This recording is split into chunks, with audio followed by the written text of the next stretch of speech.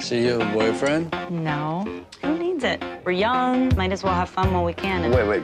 What happens if you fall in love? I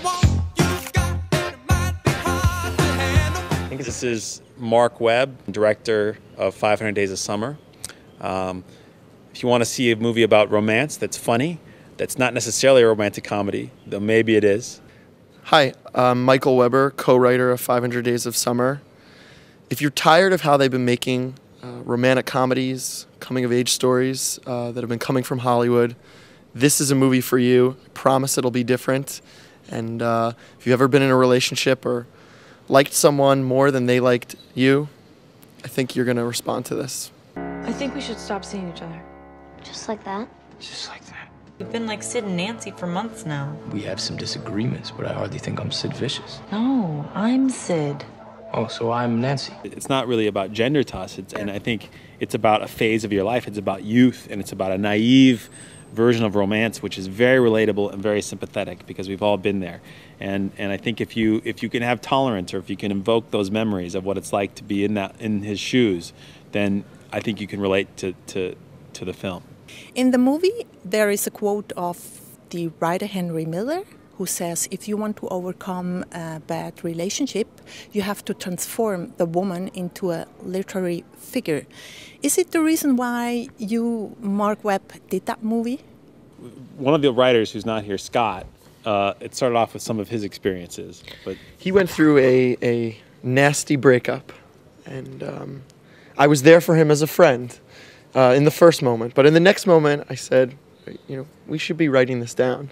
Actually, we wanted to tell a story like this for a long time, but we really needed we were missing the relationship, and I was in a relationship for a long time at that point, and he had gone through this breakup, and that was sort of our jumping off point, and wanting to really just do an honest portrayal of a relationship and a breakup, and now I think there's probably stuff from all of us in there of all the trauma we've experienced, and right. we thank those women. I think, yeah.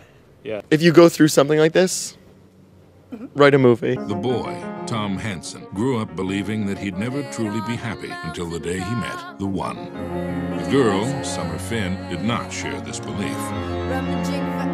You should know up front, this is not a love story. In the movie, a friend of Tom is talking about love, and he tells him love is not a question of fate, love is a question of coincidence. Do you fully agree?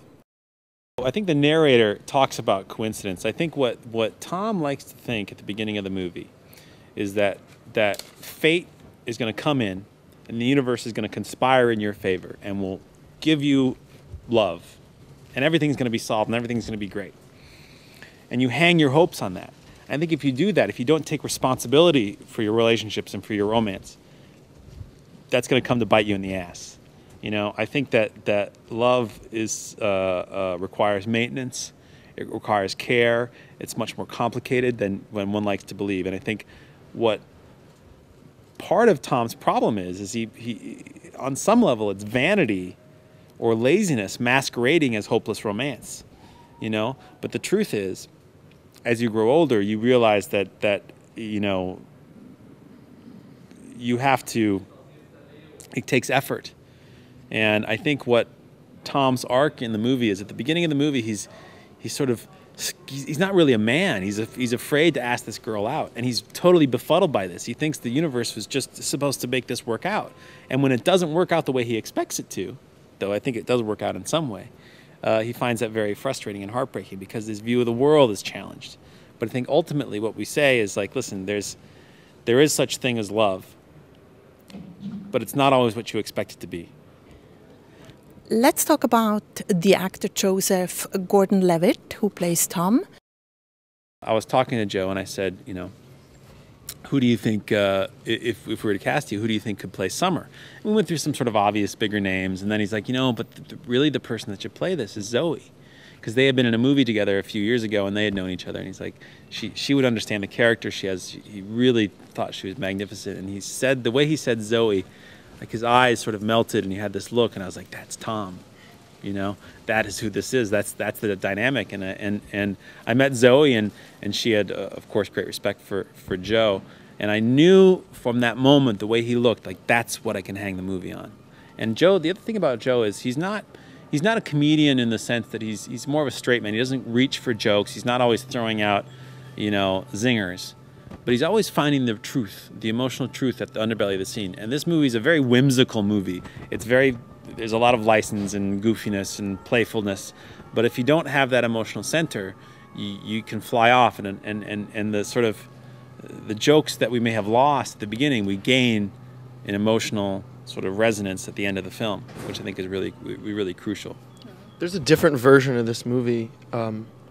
If it's comedians instead of actors, it's more relatable with actors, because when they're going through the pain, you feel that pain, and they're not going for the joke.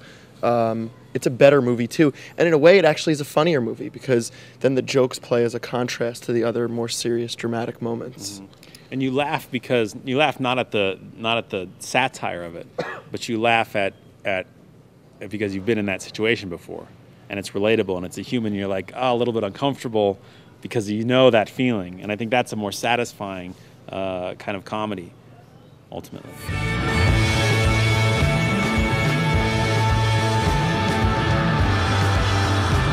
But get over her. I don't want to get over her. I want to get her back.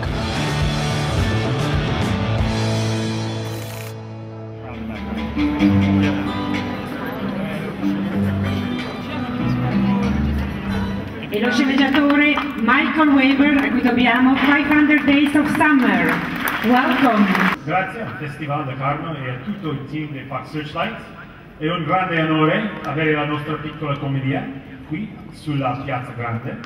Sarò breve. Questo è un film che mostra cosa succede quando la vita che ti immagini si scontra con la vera vita.